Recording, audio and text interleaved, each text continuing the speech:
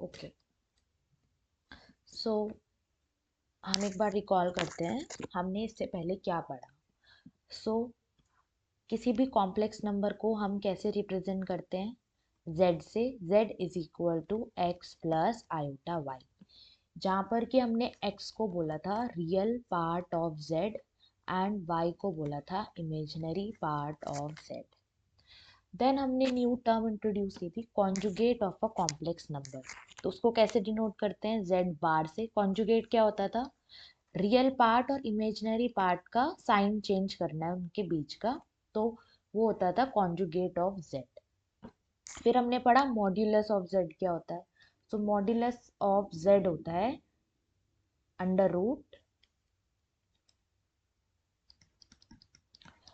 Root x square plus y square. फिर हमने पढ़ा था कि z की ज्योमेट्रिकल रिप्रेजेंटेशन क्या है। सो हमने z को एक पॉइंट से एसोसिएट किया था एक्स वाई। तो हर एक कॉम्प्लेक्स नंबर के करस्पॉन्डिंग हमें एक पॉइंट मिलता है।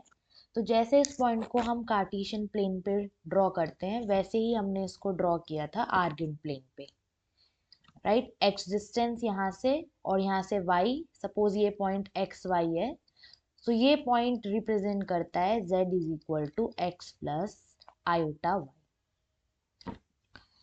और हमने इनकी प्रॉपर्टीज देखी थी, मॉड z की एंड z बार की। सो आज हम एक नई टर्म पढ़ेंगे, argument of a complex number.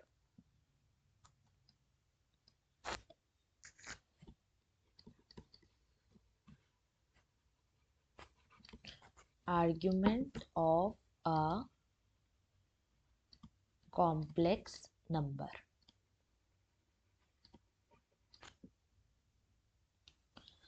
So हमारे पास z है is equal to x plus iota y. अब हमने इसको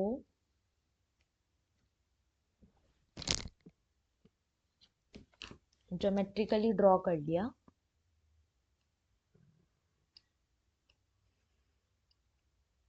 आर्गन प्लेन पे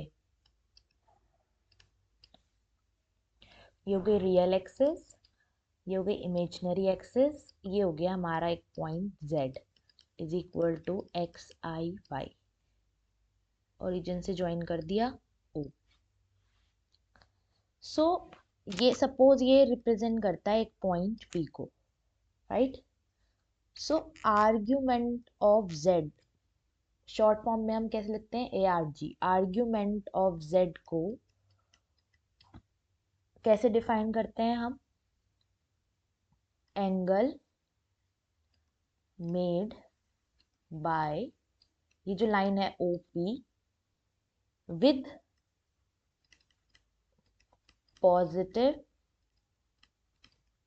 real axis measured in anti-clockwise direction, anti-clockwise direction। और एंटी क्लॉकवाइज डायरेक्शन को हमने बोला positive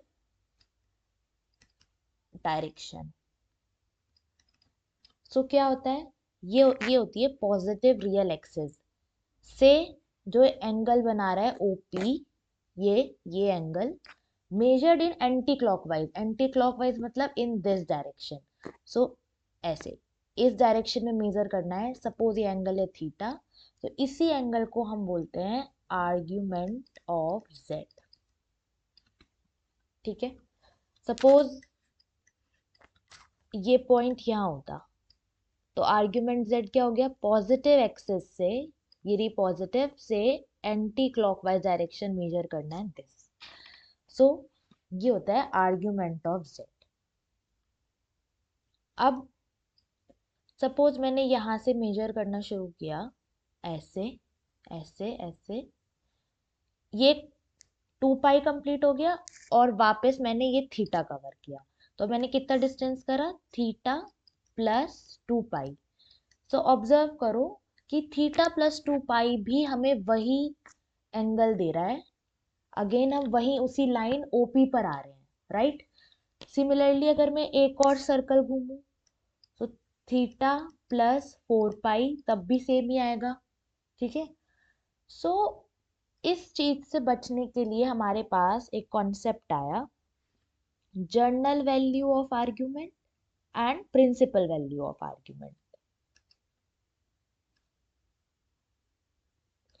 general value of argument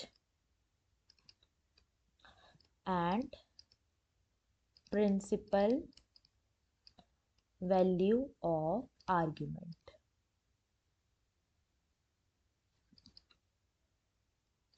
so हमारा एम क्या है? हमारा एम ये है कि हम हर एक z कॉम्प्लेक्स नंबर को एक यूनिक आर्ग्यूमेंट असाइन करना चाहते हैं, पर लेकिन हमें अभी हमने देखा कि हमें एक z के करस्पॉन्डिंग बहुत सारे आर्ग्यूमेंट मिल रहे थे अगर हम उसके अंदर 2 पाई का मल्टीपल ऐड करते रहे, राइट।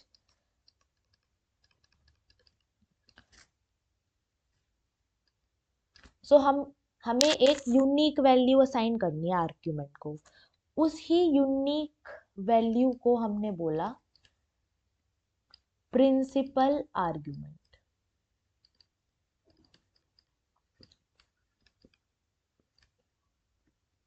ठीक है। और उसकी नोटेशन क्या है? Capital ARG, fine.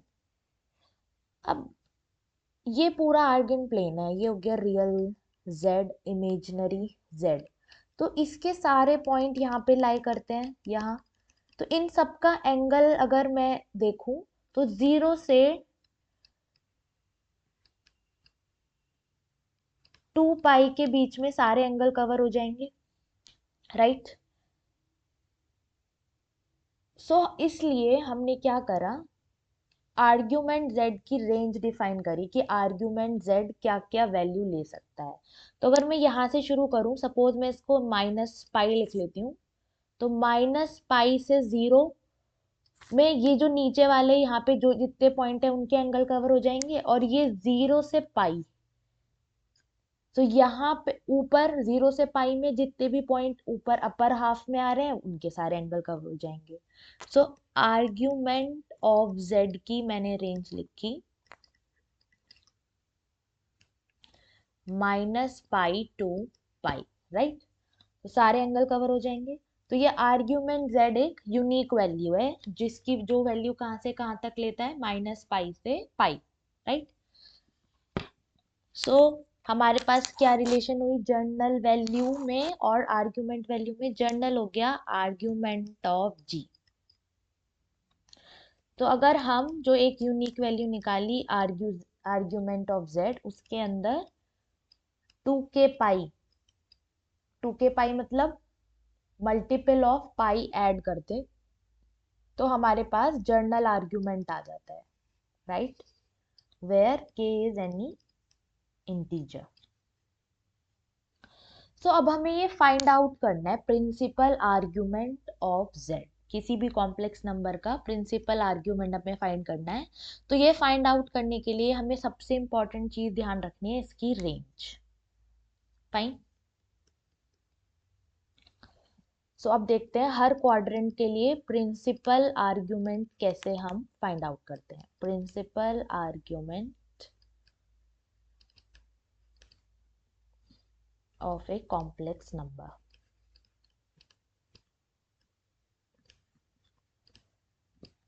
ओके, तो सबसे पहले हम लेते हैं केस, सपोज कॉम्प्लेक्स नंबर जो है वो फर्स्ट क्वाड्रेंट में लाई करता है,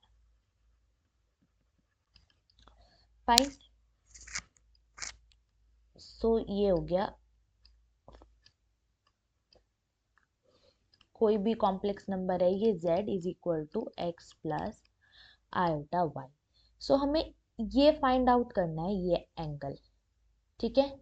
सपोज मैं इसको ले लेती हूँ थीटा, यहाँ से मैंने ये लाइन ज्वाइन कर दी। सो ये यहाँ से इस पॉइंट तक का डिस्टेंस कितना है? This distance is x, right. और ये कितना डिस्टेंस है? यहाँ से यहाँ तक का डिस्टेंस इज y। सो हमें पता है कि टेन थीटा किसके इक्वल होता है? अगर मैं इसको थीटा ले लेती हूँ तो टेन थीटा किसके इक्वल होता है? Perpendicular upon base, right. So यहां से थीटा किसके इक्वल आ गया? Tan inverse y by x, right. Suppose हम इस क्वांटिटी को अल्फा लिख लेते हैं, tan inverse y by x, ठीक है। तो फर्स्ट क्वाड्रेंट में अगर कॉम्प्लेक्स नंबर गिवन है z x plus iota y, then principal argument of z कैसे निकालेंगे? Principal argument of z simple tan inverse y by x करके, फाइन।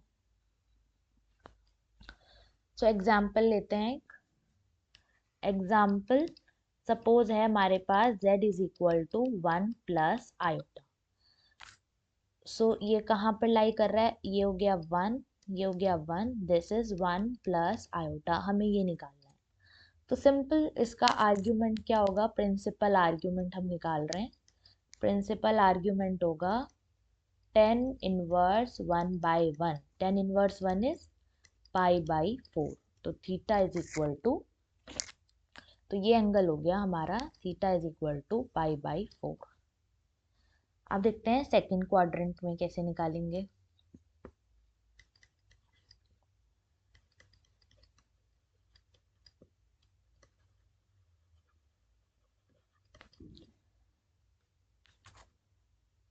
सो ये सपोज यहाँ पे लाई करता है सेकंड क्वाड्रेंट में x प्लस आयोटा वाई। सो ये हमने ज्वाइन कर दिया, ठीक है। तो सपोज x जो है वो है minus one plus root three i, ठीक है। अब यहाँ से इसको ज्वाइन कर दो पहले, ये हमने ज्वाइन कर दिया। तो हमें आर्ग्यूमेंट निकालना है। आर्ग्यूमेंट क्या होता है? हमें ये वाला एंगल निकालना है। सपोज इसको मैंने ले लिया थीटा, तो आर्ग्यूमेंट ऑफ z को मैंने ले लिया थीटा, ठीक है। अब ये वाला एंगल को मैंने ले लिया अल्फा, राइट।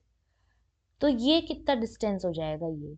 ये पॉइंट तो x है, पर लेकिन डिस्टेंस तो हमेशा पॉजिटिव होता है ना, तो इसको हम ले लेते हैं मॉड x। ऐसे ही ये कितना डिस्टेंस हो जाएगा? Mod y। सो ये एंगल कितना हो जाएगा? टेन इनवर्स,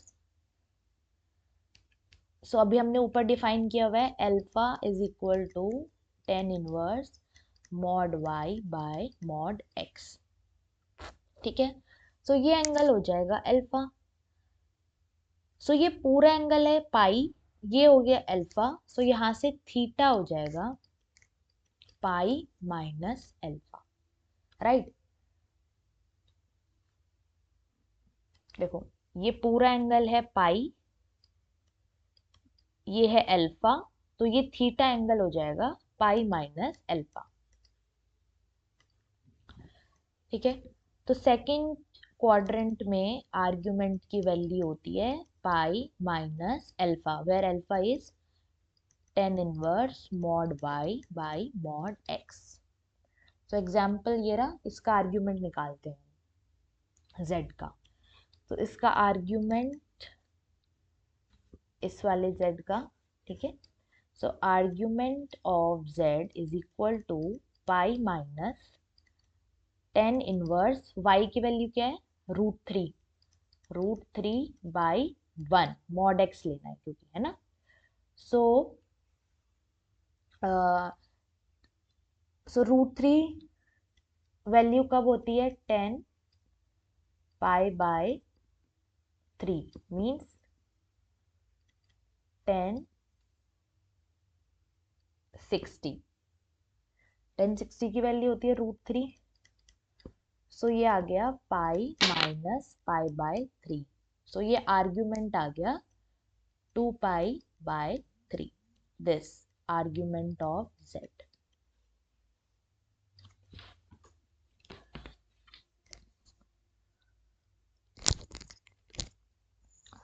चलो अब देखते हैं थर्ड क्वाड्रेंट में आर्ग्यूमेंट कैसे निकालते हैं।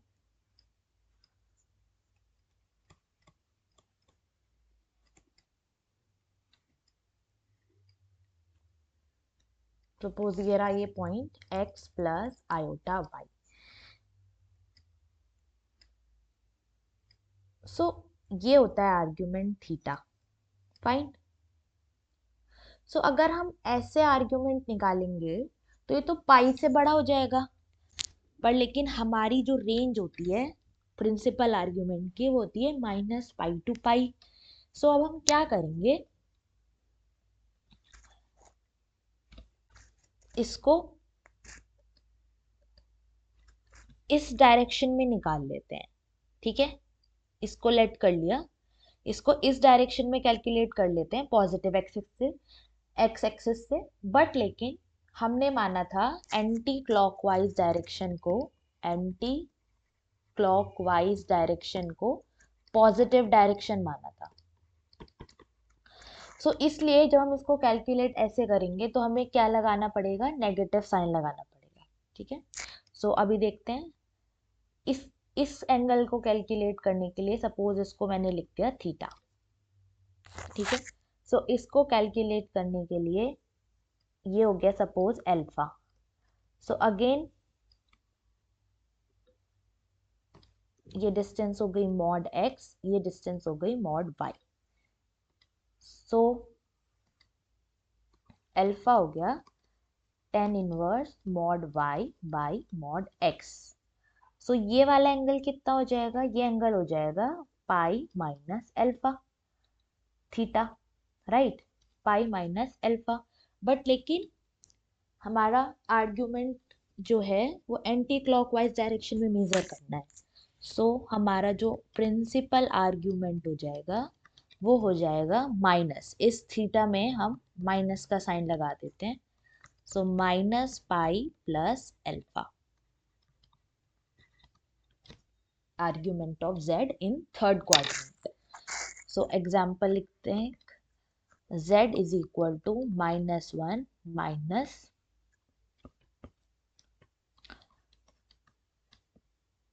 √3 आयोटा। ठीक है, तो सिंपल आर्ग्यूमेंट ऑफ z हो जाएगा माइनस पाई प्लस अल्फा क्या होता है tan inverse mod y by mod x। So minus y plus tan inverse √3।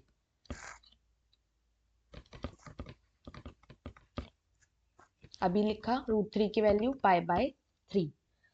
सो ये हो जाएगा माइनस 2 पाई बाय 3। अब देखते हैं फोर्थ क्वाड्रेंट में।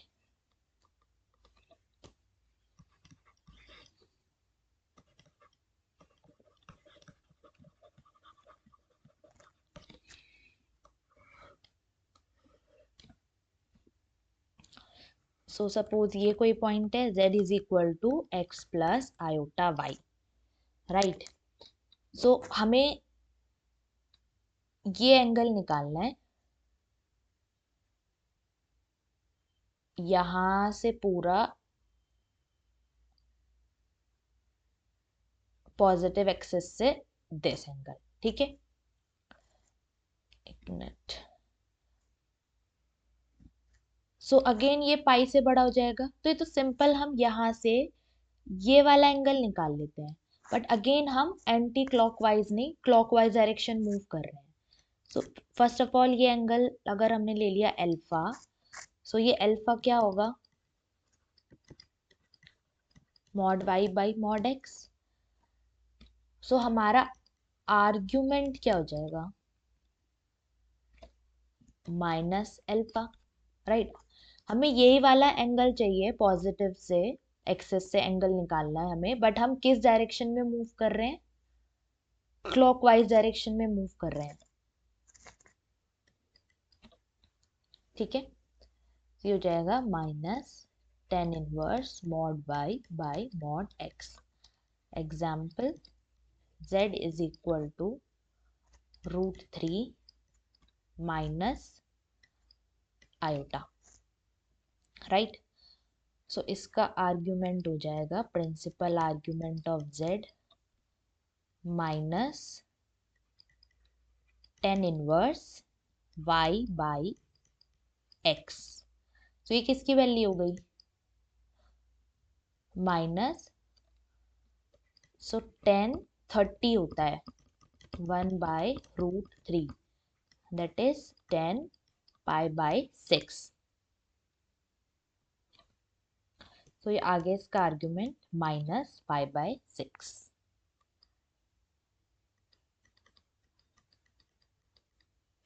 ओके, और केस देखते हैं। सपोज हमारा नंबर जो है, सीधा एग्जाम्पल से लिखते हैं, z is equal to 3 real axis पे लाई करता है। रियल एक्सिस ये हो गई, इमेजिनरी एक्सिस ये रहा, ये पॉइंट। तो ये रहा ओरिजिन। सो ओरिजिन से इस पॉइंट में क्या एंगल बन रहा है? कुछ भी नहीं, जीरो। ठीक है, तो जितने भी प्योरली रियल नंबर जो पॉजिटिव एक्स एक्सिस पर हैं, उन सबका आर्ग्यूमेंट क्या होगा? Argument of z is equal to 0। ठीक है, सपोज अब जो ये नंबर है ये है z is equal to 2 iota. So 2 iota कहाँ पे प्लॉट करते हैं? इसका रियल पार्ट 0 है, तो ये हो गया 0 2 के करस्पॉन्डिंग। सो सपोज ये पॉइंट ये रहा 2 आयोटा। तो यहाँ से पॉजिटिव एक्स एक्सिस से ये कितना एंगल है? 90 degree, right. So argument of 2 iota का आर्ग्यूमेंट कितना हो जाएगा? π/2। सो इस लाइन पर जितने भी पॉइंट लाई करते हैं उन सब का आर्ग्यूमेंट, आयोटा, 2 आयोटा, 3 आयोटा, सबका आर्ग्यूमेंट π/2। फाइन। अब इस वाली लाइन पे सपोज ये हो गया z इज इक्वल टू -3, तो ये सब इस लाइन पे लाई करते हैं।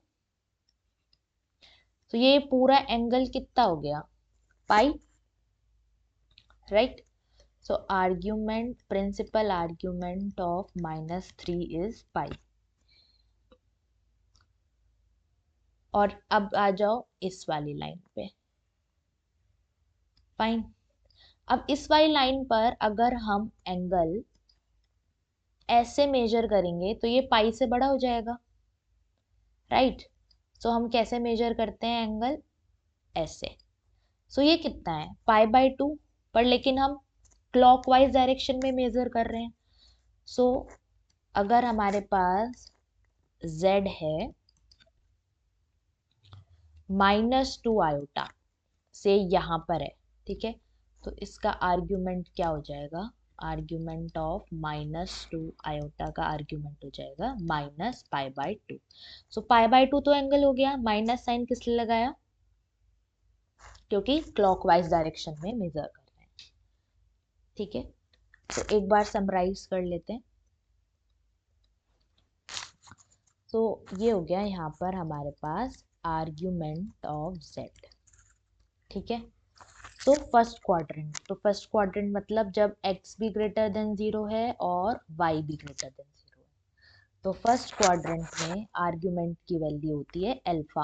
Alpha means tan inverse mod y by mod x, right. Now second quadrant. Second quadrant का मतलब हो गया x is less than 0 and y is greater than 0। सो इस केस में आर्ग्यूमेंट की वैल्यू होती है पाई माइनस अल्फा। अभी हमने देखा था ये एंगल है, इसको अल्फा निकाला और ये पूरा पाई है, तो पाई माइनस अल्फा। ठीक है, सो अल्फा मैं यहाँ पे लिख देती हूँ, सेम वैल्यू है tan inverse mod y by mod x। अब आ जाओ थर्ड क्वाड्रेंट में। थर्ड क्वाड्रेंट मतलब जब x भी नेगेटिव हो और y भी नेगेटिव हो।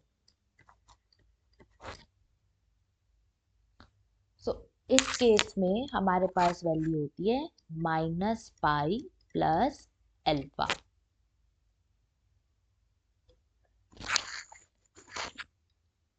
ठीक है, फोर्थ क्वाड्रेंट में, फोर्थ क्वाड्रेंट में x पॉजिटिव y नेगेटिव। तो फोर्थ क्वाड्रेंट में सिंपल वैल्यू होती है माइनस अल्फा। नाउ अब पॉजिटिव रियल लाइन पे, पॉजिटिव रियल लाइन का मतलब है यहाँ पर y equal to 0 and x is positive, तो यहाँ पे आर्ग्यूमेंट होता है 0। नाउ पॉजिटिव इमेजिनरी लाइन, तो यहाँ पे होता है x equal to 0 and y is greater than 0, तो ये एंगल हो गया π/2। Fine. Now this line when y is equal to 0 and x is negative, तो यहाँ पे एंगल हो गया pi. This line x is equal to 0, y is negative, angle हो गया माइनस π/2। सो अब हम इजिली प्रिंसिपल आर्ग्यूमेंट कैलकुलेट कर सकते हैं। सो आफ्टर प्रिंसिपल आर्ग्यूमेंट, सो अब हम ये प्रिंसिपल आर्ग्यूमेंट हमने क्यों पढ़ा? सो इससे पहले हमने ज्योमेट्रिकल इससे पहले हमने एल्जेब्राइक रिप्रेजेंटेशन देखी थी कॉम्प्लेक्स नंबर की। सो एल्जेब्राइकली हम कैसे रिप्रेजेंट करते थे कॉम्प्लेक्स नंबर को? z is equal to x plus iota y. तो z जो है यहाँ पर एक तो x पे डिपेंड करता था और एक y पे। अगर दो नंबर x और y हमें पता है तो हम एक कॉम्प्लेक्स नंबर लिख सकते हैं, राइट? सो अब हम बढ़ते हैं कॉम्प्लेक्स नंबर की polar form. So polar form के लिए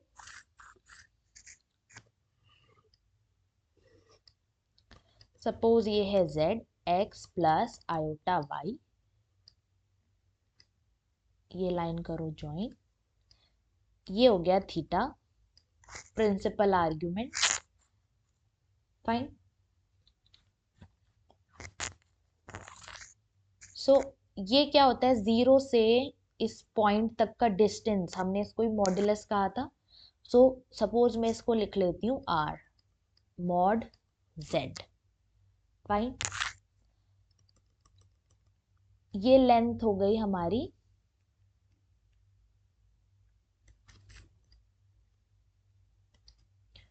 सो ये लेंथ हो गई हमारी y, ये लेंथ हो गई हमारी x। सो अगर हम निकालें cos थीटा, तो cos थीटा किसके इक्वल होता है? Base upon hypotenuse x upon r। सो यहाँ से x की वैल्यू आ गई r cos theta, right? Similarly अगर हम साइन थीटा निकालें तो ये होता है y अपॉन r। सो यहाँ से y की वैल्यू आ गई r साइन थीटा। सो अब हम इस नंबर में z x plus iota y में x की जगह रिप्लेस कर देते हैं, x की जगह रिप्लेस कर देते हैं r cos थीटा, y की जगह रिप्लेस कर देते हैं r sin theta.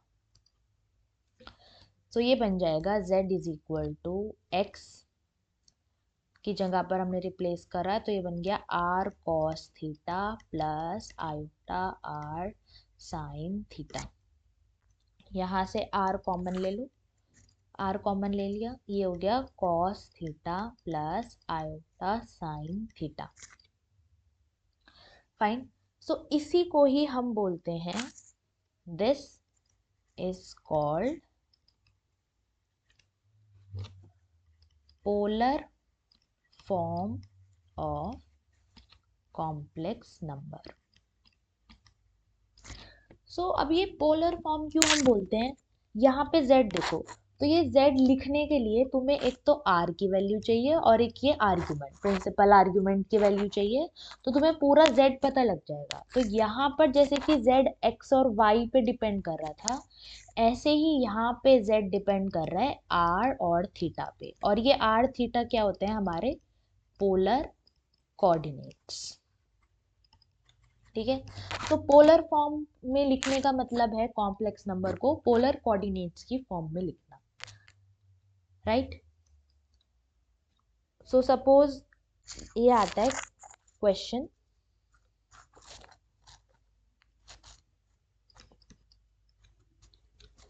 Convert z is equal to -1 minus √3i into polar form.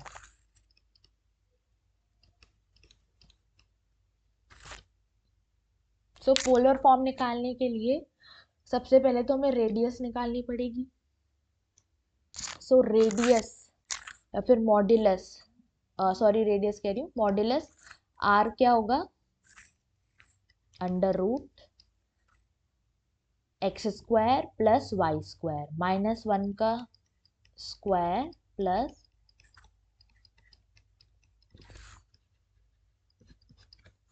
तो ये आ गया 1 + 3।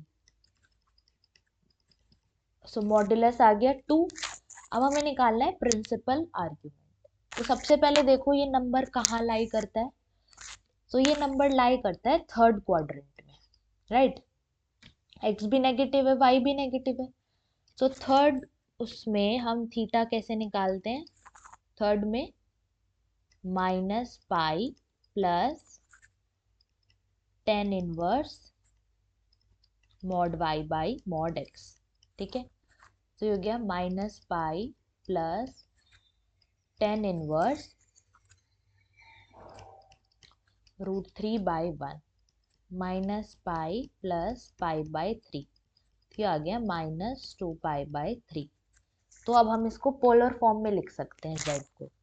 तो z इन पोलर फॉर्म हो गया r की वैल्यू क्या आई 2 into cos -2π/3 plus iota sine -2π/3। Fine. अब एक क्वेश्चन देखते हैं जो प्रीवियस ईयर में आया हुआ है, ठीक है। So convert the complex number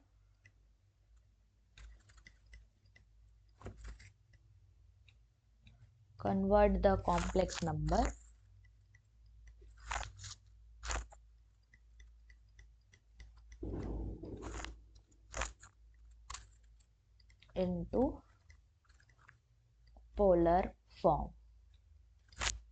okay.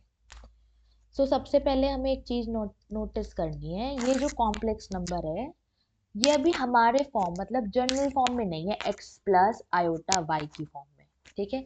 यहाँ पे कोई रियल और इमेजिनरी पार्ट अलग नहीं दिख रहा है हमें, ठीक है। तो सबसे पहले मैंने बताया था जब भी डिनोमिनेटर में कॉम्प्लेक्स नंबर आए तो हम उसको रेशनलाइज करते हैं, राइट। सो ये z है equal to -16/1 plus iota √3।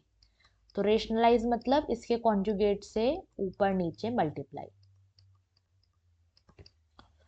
1 minus iota √3। सो क्या आएगा, -16 प्लस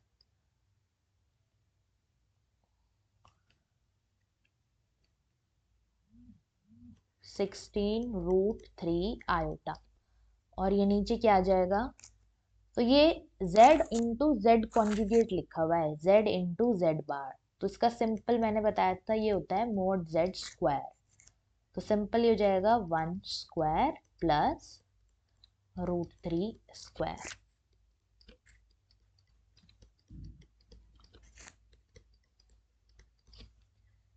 सो ये आ गया हमारा 4। सो -4 प्लस 4 √3 आयोटा। अब ये सिंपल हमारा ये हो गया रियल पार्ट, ये हो गया imaginary part z। Now you can easily find out modulus r and argument. So r क्या हो जाएगा, r हो जाएगा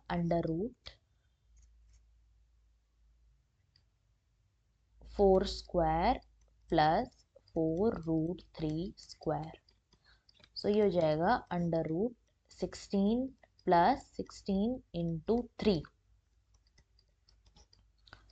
16 प्लस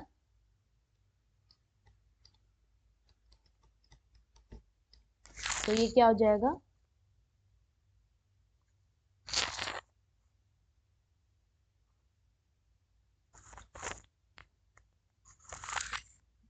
464, तो ये आंसर आ गया 8,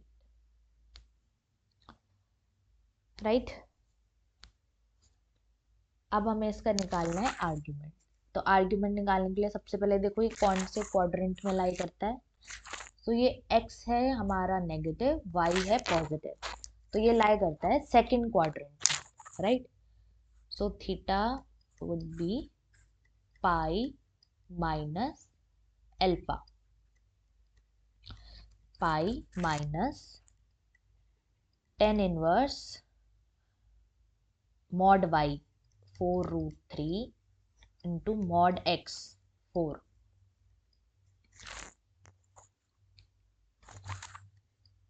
सो ये हो जाएगा हमारा पाई माइनस √3 पाई बाय 3। तो ये हो गया हमारा 2 पाई बाय 3। तो ये z की पोलर फॉर्म क्या होगी,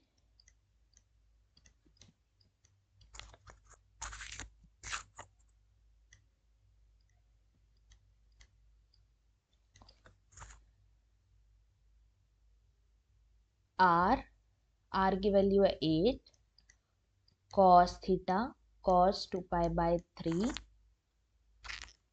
iota sine 2 pi by 3, right.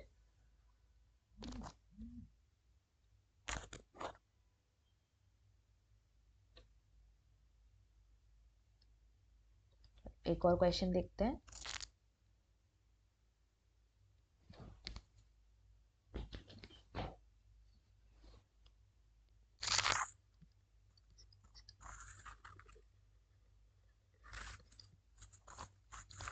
Convert the complex number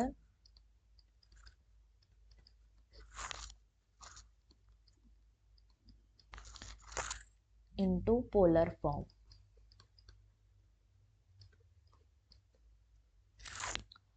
तो अगेन डिनोमिनेटर में एक कॉम्प्लेक्स नंबर है, सो क्या करेंगे, रेशनलाइज करेंगे।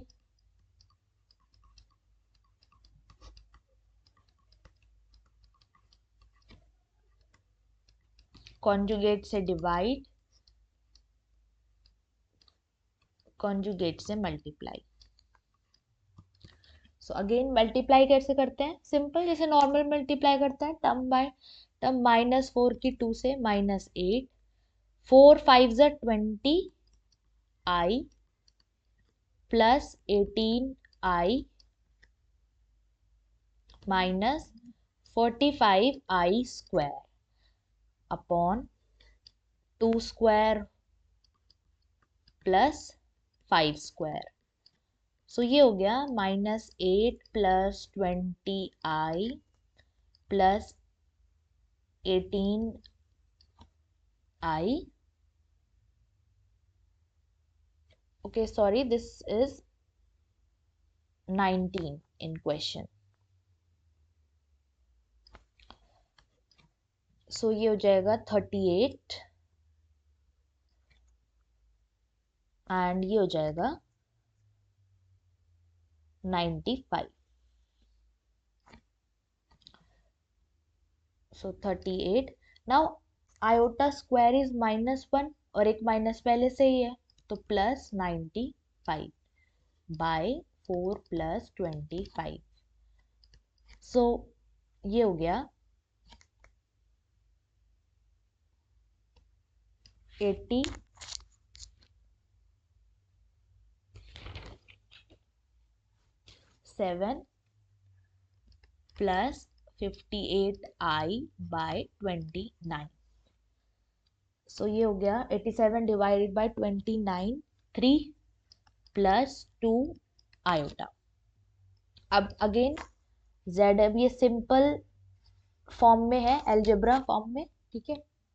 सो यहाँ से हम इसका मॉड्यूलस निकाल सकते हैं। सो मॉड्यूलस हो गया √3 स्क्वायर प्लस 2 स्क्वायर, सो ये हो गया √9 9 प्लस 4, ये आ गया √13।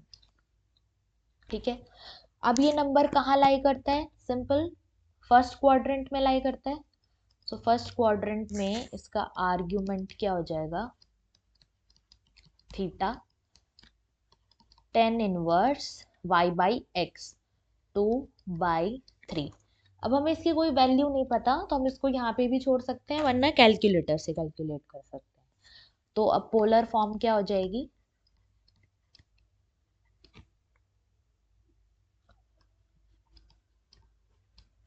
आर की वैल्यू होगी √13 इंटू कॉस थीटा। तो थीटा है यहाँ पे tan inverse 2/3 plus iota sign tan inverse 2/3। ठीक है, सो हमने आर्ग्यूमेंट का कहाँ पे यूज किया? पोलर फॉर्म लिखने के लिए। ठीक है, नाउ अब हमारे पास आती है यूलर्स थ्योरम।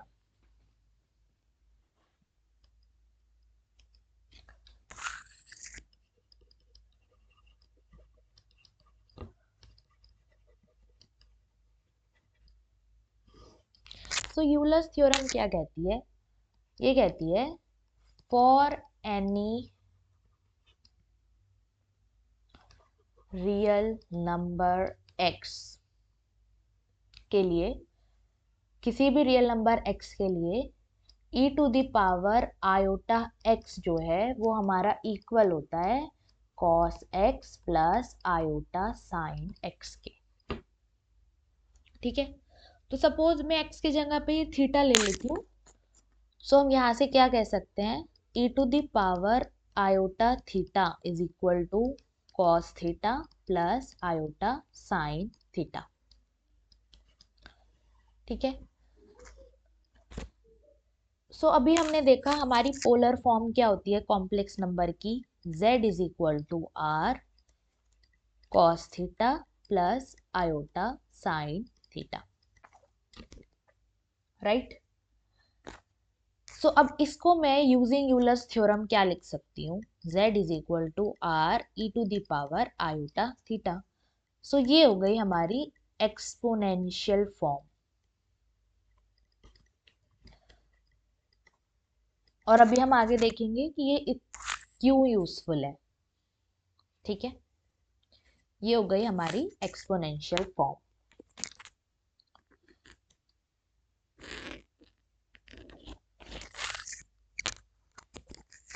चलो अब हम एक चीज देखते हैं। सपोज ये है cos theta plus iota sine theta.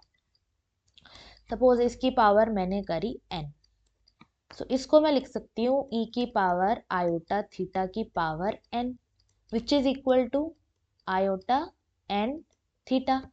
क्योंकि हम e की पावर x उसकी भी पावर y करते हैं तो ये जो होती है मल्टीप्लाई हो जाती है e x y। ठीक है, तो ये पावर n क्या आपस में पावर मल्टीप्लाई हो गई। सो इसको हम कैसे क्या लिख सकते हैं?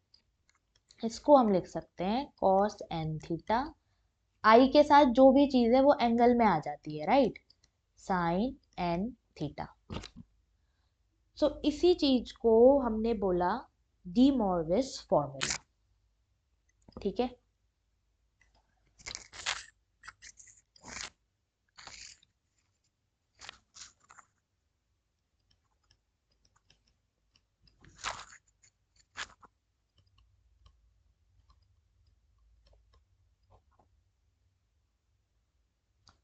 डी मॉर्विस फॉर्मूला तो क्या होता है? cos theta plus iota sine theta to the power n is equal to cos n theta plus iota sin n theta, where this n belongs to z. So अभी हम देखते हैं आगे ये और क्यों यूजफुल है। ठीक है, de Moivre's formula, de Moivre's formula. Okay, now हम देखते हैं how to calculate powers of z। ठीक है, तो सपोज इफ w हमारे पास कोई भी एक कॉम्प्लेक्स नंबर है। ठीक है, w हमारे पास एक कोई भी कॉम्प्लेक्स नंबर है एंड से n हमारे पास कोई भी एक इंटीजर है। सो अगर मैं w की पावर करती हूँ n तो मुझे एक और कॉम्प्लेक्स नंबर मिलेगा। ठीक है, और ये जो z होगा ये यूनिक होगा। To each value of z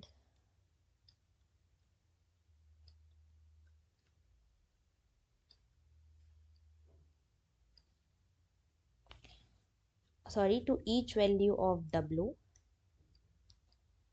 there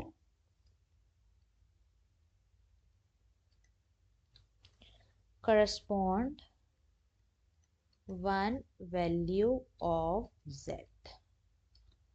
fine. तो इसका मतलब सिंपल लैंग्वेज में कोई भी कॉम्प्लेक्स नंबर है, सपोज 1 + i, उसकी कोई भी मैंने पावर करी नेचुरल नंबर से 20, तो इसका जो आंसर आएगा से z एक यूनिक वैल्यू आएगी। ठीक है, अब अगर हम ऐसे लेते हैं for given z not equal to 0 और हम z की पावर लेते हैं 1/n, तो इस बार क्या है, रेशनल पावर है, रेशनल पावर। सपोज इसका आंसर आता है w। सो इस केस में z की पावर अगर हम 1/n करते हैं तो ये एक यूनिक w नहीं आकर n डिस्टिंक्ट w मिलेंगे। सो क्या मतलब है, to each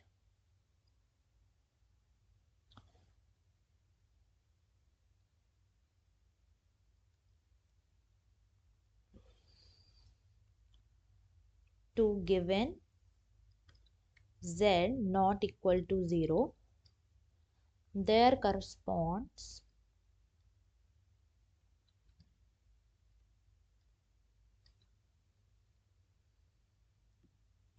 precisely n distinct value of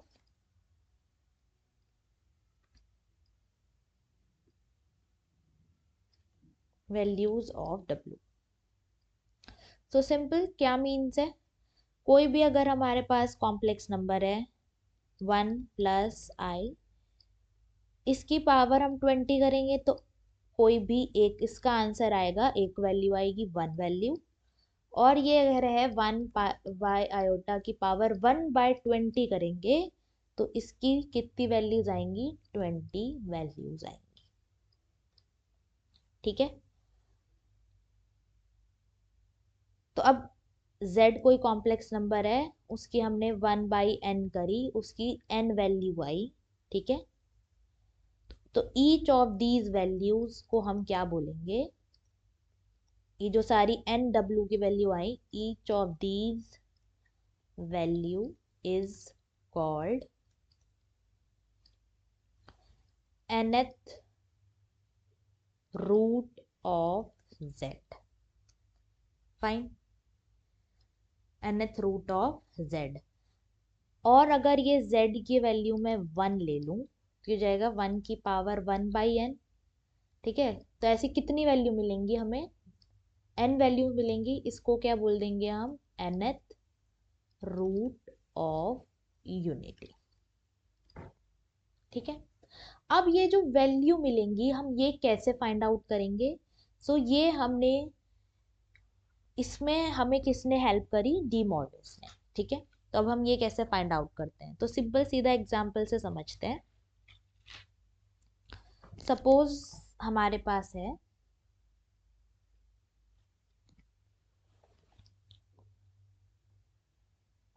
√3 + i की पावर 5। तो इंटीजर पावर है ना, तो इंटीजर पावर है अगर, तो इसकी एक ही वैल्यू होगी। सो स्टेप 1 क्या है, ये जो नंबर है z, हम इसको ले लेते हैं जिसकी हमें पावर फाइंड आउट करनी है, ठीक है। इसको कन्वर्ट करो पोलर फॉर्म में, कन्वर्ट इनटू पोलर फॉर्म, ठीक है।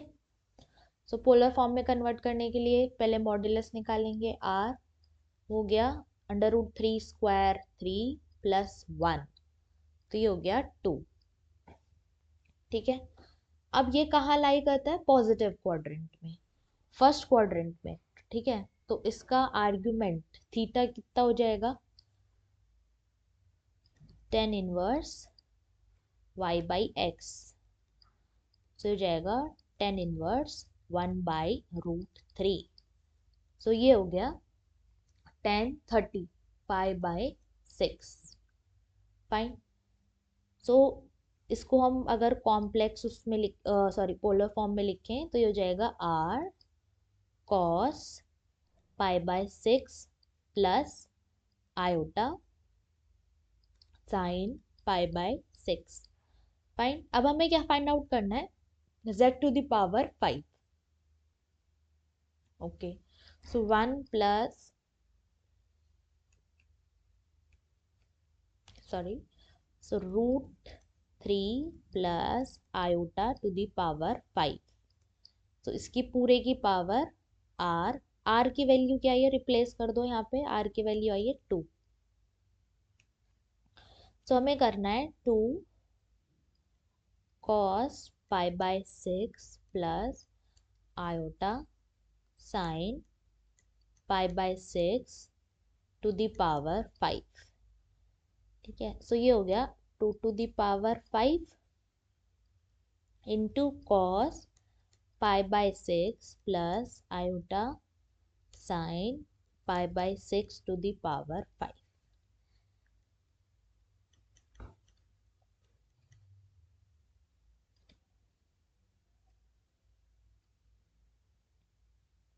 ठीक है। अब यहाँ पे हम डी मॉर्विस थ्योरम लगा सकते हैं, ठीक है। ये कुछ ऐसा है ना, cos theta plus iota sine theta की कुछ पावर, ठीक है। सो ये जो पावर होती है कहाँ आ जाती है, एंगल में आ जाती है, ठीक है। तो यहाँ पे यूजिंग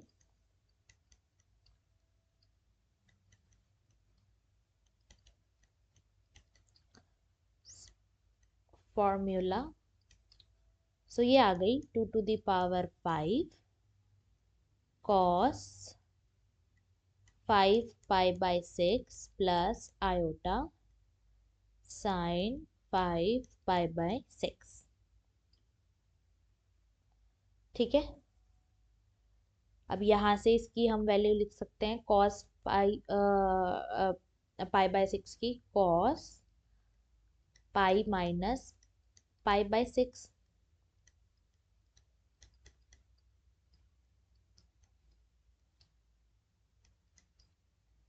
तो cos pi minus second quadrant, ठीक है। तो सेकेंड क्वाड्रेंट में तो cos नेगेटिव ही होता है,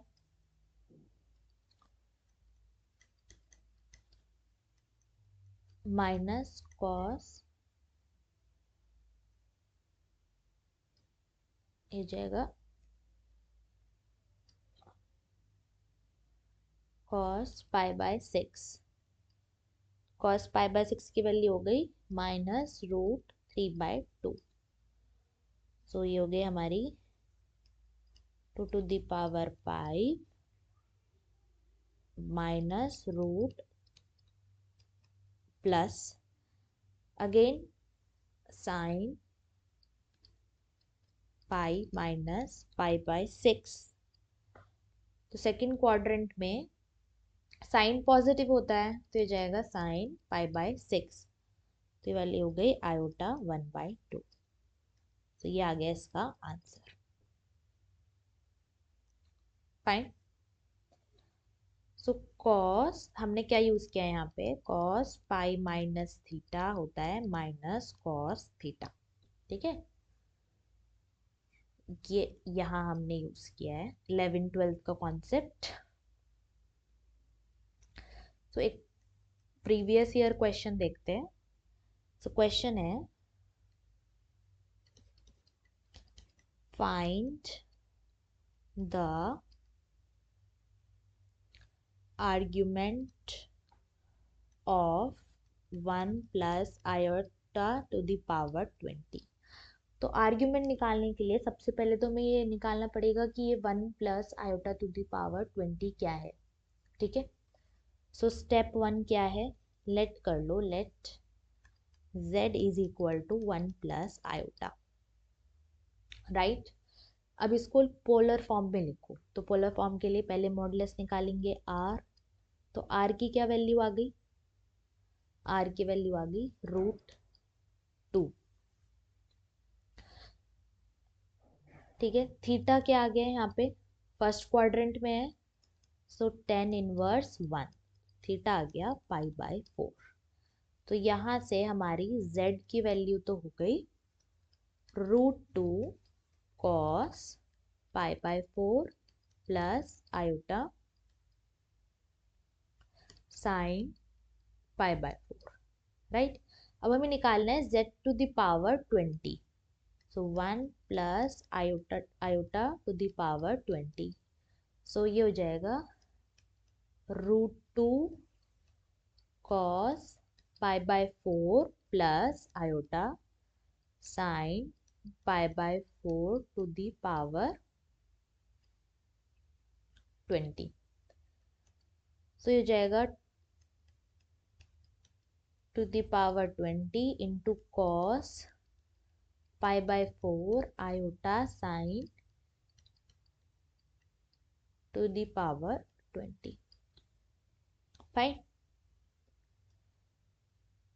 सो ये हो जाएगा 2 टू द पावर 10, यहाँ पे again de Moivre's theorem apply करेंगे तो 20 आगे आ जाएगा, so cos 20 π/4 plus iota sine 20 π/4,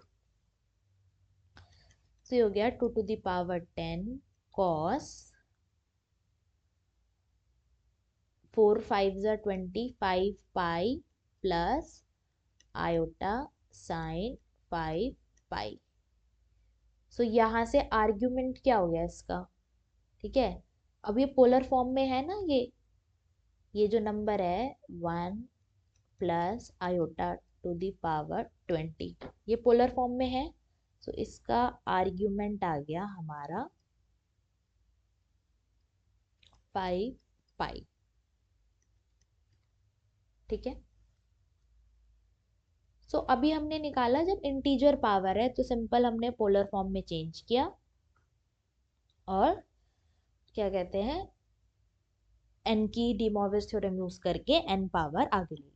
ठीक है, सपोज अब हमारे पास क्वेश्चन है √3 plus iota to the power 1/3।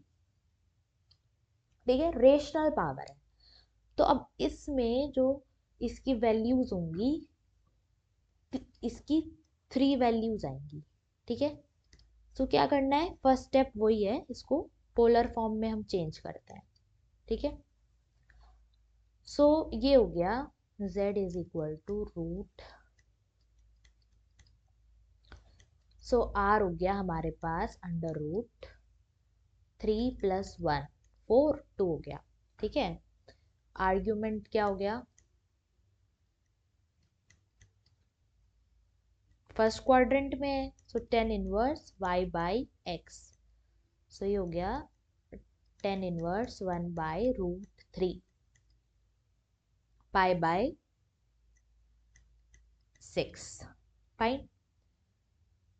सो ये हो गया हमारा √3 plus iota 1/3 is equal to 2 cos π/6 plus iota sine π/6 to the power 1/3। अब यहाँ पर डी मॉर्विस थ्योरम लगाने से पहले हम क्या करते हैं, क्या स्टेप है, एक्स्ट्रा ऐड 2k पाई इन आर्ग्यूमेंट। ठीक है, चलो आर्ग्यूमेंट में 2k पाई ऐड करो, ये हो गया 2, 1/3 बाहर, ये हो गया cos pi plus 6 plus 2k pi plus iota sine pi plus 6 plus 2k पाई 1/3. Then apply De Morvis theorem.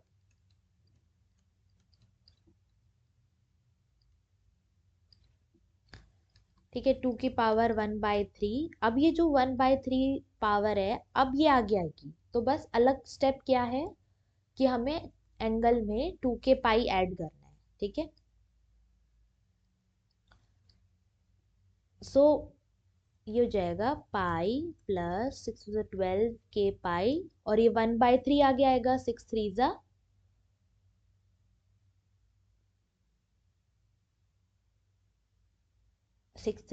18.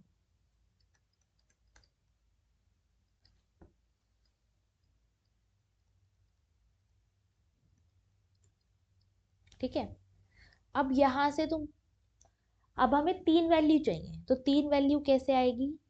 के की वैल्यू एक बार 0 रखो, एक वैल्यू मिल जाएगी, एक बार 1 रखो, एक बार 2 रखो. तो के कहाँ से कहाँ वेरी करता है? 0 से 1 2. अगर n निकालनी है तो n-1 तक वेरी करता है. ठीक है, सो अब हम इसका एक जर्नल फॉर्मूला लिखते हैं.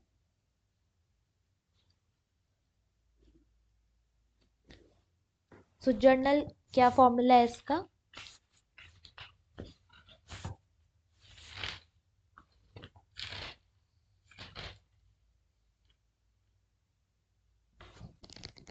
तो सपोज हमारे पास एक z कोई कॉम्प्लेक्स नंबर है और उसकी हमने पावर करी 1/n, तो उसके हमारे पास n वैल्यूज मिलेंगी.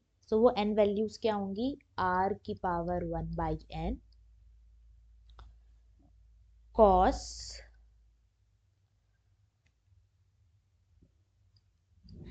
थीटा प्लस, जो थीटा आएगा उसमें 2k पाई ऐड करोगे, और जो वो पावर होगी 1/n वो आ जाएगी आगे. ठीक है, तो ये वहां से आया, plus iota sine theta plus 2k pi. ठीक है, ये हो गया general formula, where k varies from, तो k वेरी करता है हमारा 0 1 2 so on till n-1. Fine. अब यहां से ही कॉन्सेप्ट अराइज होता है nth root of the unity. तो अभी हमने ये क्या निकाला है? nth root of z. So अगर हम z को रिप्लेस कर दें, या फिर z की वैल्यू हम अगर 1 रख दें, 1. ठीक है, तो z1 के लिए थीटा क्या होगा? एंगल. तो z1 लाया करता है यहाँ पर, तो एंगल हो गया 0. तो ये हो जाएगा 1 की power 1/n is equal to r modulus क्या हो गया? 1 कॉस थीटा की वैल्यू हो गई 0, राइट.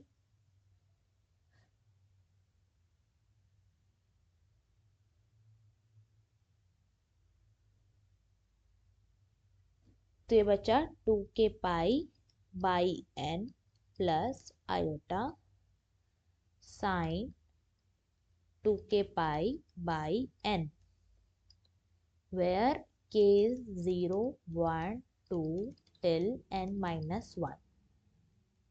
फाइन. अब ये कुछ यूलर्स फॉर्मूला जैसा नहीं लग रहा? Cos theta plus iota sine theta. ठीक है, तो यूलर्स फॉर्मूला से हम इसको लिख लेते हैं, यूलर्स थ्योरम जो भी हमने लिखी थी. ठीक है, यूजिंग यूलर्स थ्योरम हमने इसको लिख लिया e⁻ आयोटा 2k पाई/n. सो ये क्या रिप्रेजेंट करते हैं? nth root of unity. So k vary करते रहो 0 से n-1, तो ये हमारे पास n रूट्स आ जाएंगे यूनिटी के. So this is nth root. So these n values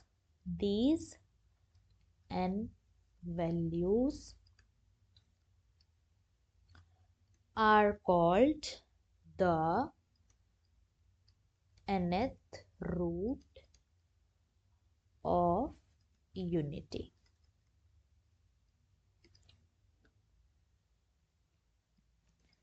And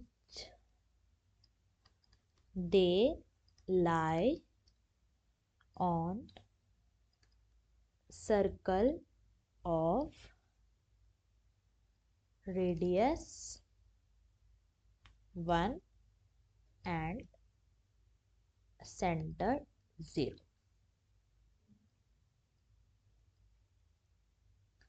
ठीक है, सो ये हो गया हमारे nth root of unity.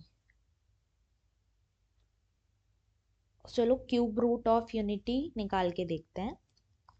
Cube root of unity.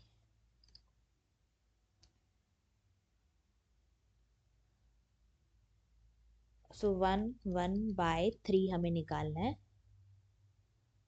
e to the power iota 2k pi by 3. So k की value 0 रखते हैं तो आ जाएगा e की वैल्यू 0. तो एक रूट तो आ गया 1. ठीक है, k की वैल्यू 1 रखते हैं. e to the power हो जाएगा iota 2 pi by 3.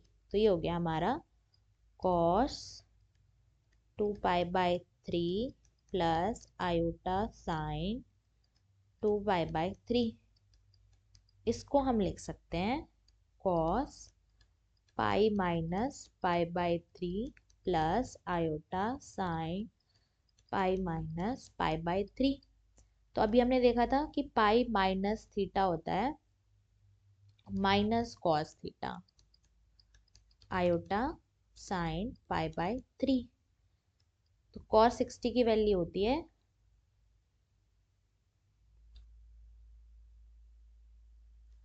1/2. साइन 60 की वैल्यू होती है आयोटा रूट 3/2. सो एक रूट ये आ गया. अब k इज इक्वल टू 2 रख के देखो. e to the power iota 2 into 2 pi by 3. तो ये हो गया cos 4 pi by 3 plus iota sine 4 pi by 3. So इसको हम क्या लिख सकते हैं 4 पाई बाय 3 को. सिंपल हम लिख सकते हैं pi plus pi by 3 plus iota sine pi plus pi by 3. So sine pi plus theta. Third quadrant में तो साइन भी नेगेटिव होता ही हो गया माइनस साइन थीटा. और कॉस थर्ड क्वाड्रेंट में नेगेटिव ही होता है. सो ये हो गया हमारा minus cos pi by 3 plus iota sine pi by 3. तो ये वैल्यू आ गई माइनस 1/2. यहाँ पर भी माइनस आएगा right according to this. So minus iota root 3 pi by 2. ठीक है, सो क्या क्या रूट आ गए हमारे 1 minus 1/2 plus root 3/2 iota and minus 1/2 minus root 3/2 iota.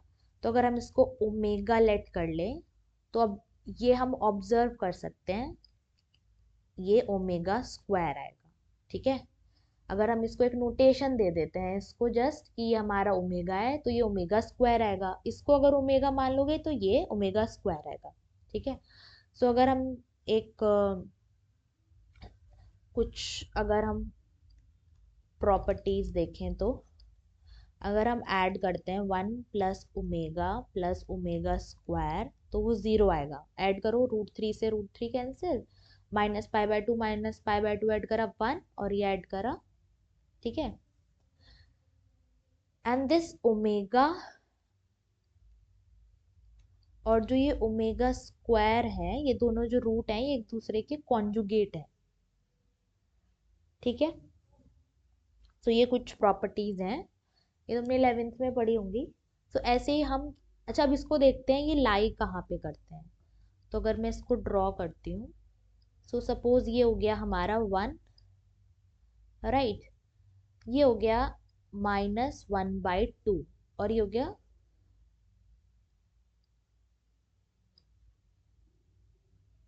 एक मिनट,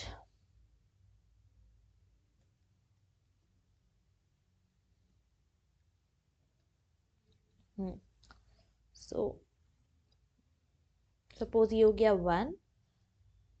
सो ये सपोज यहाँ पर कहीं पर पॉइंट है -1/2 प्लस √3/2 और ये इसका कॉन्जुगेट रूट है तो ये ओमेगा है। सो यहाँ पर कहीं पर ये होगा ओमेगा स्क्वायर। और अभी हम देखेंगे कि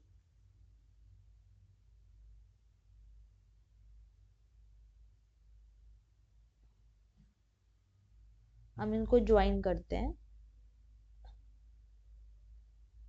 ऐसे, और ये अगर हम एक सर्कल बनाते हैं, यूनिट सर्कल, ये हो गया 1,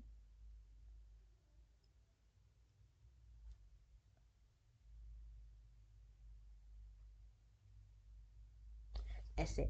तो ये 1 1 यहाँ पर हो गया, ये रहा 1 और ये यहाँ पर भी हो गया 1। जब हम करेक्ट बनाएंगे तो ये ऐसे ज्वाइन कर दो, तो इसके जो रूट्स होते हैं वो एक यूनिट सर्कल पे लाई करते हैं, ठीक है। रूट्स ऑफ यूनिटी, ठीक है। तो सिमिलरली हम फोर्थ रूट निकाल सकते हैं यूनिटी के। जस्ट क्या करना है, के को कहाँ से कहाँ वेरी करना है, 0 1 2 3 और एन की वैल्यू क्या रखनी है, 4। क्या फॉर्मूला है, e⁴ आयोटा। फाइन। सो समराइज करती हूँ, आज हमने क्या पढ़ा लास्ट। तो आज हमने पढ़ा argument of complex number. So argument क्या होता है, पॉजिटिव एक्सेस से, रियल एक्सेस से जो एंगल बनाता है कॉम्प्लेक्स नंबर दिस, उसको हम बोलते हैं आर्ग्यूमेंट, ठीक है। और किस डायरेक्शन में, एंटी क्लॉकवाइज डायरेक्शन में। फिर हमने उसका प्रिंसिपल आर्ग्यूमेंट निकालना सीखा, जिसकी रेंज होती है, आर्ग्यूमेंट की रेंज होती है ओपन इंटरवल -π to π, ठीक है।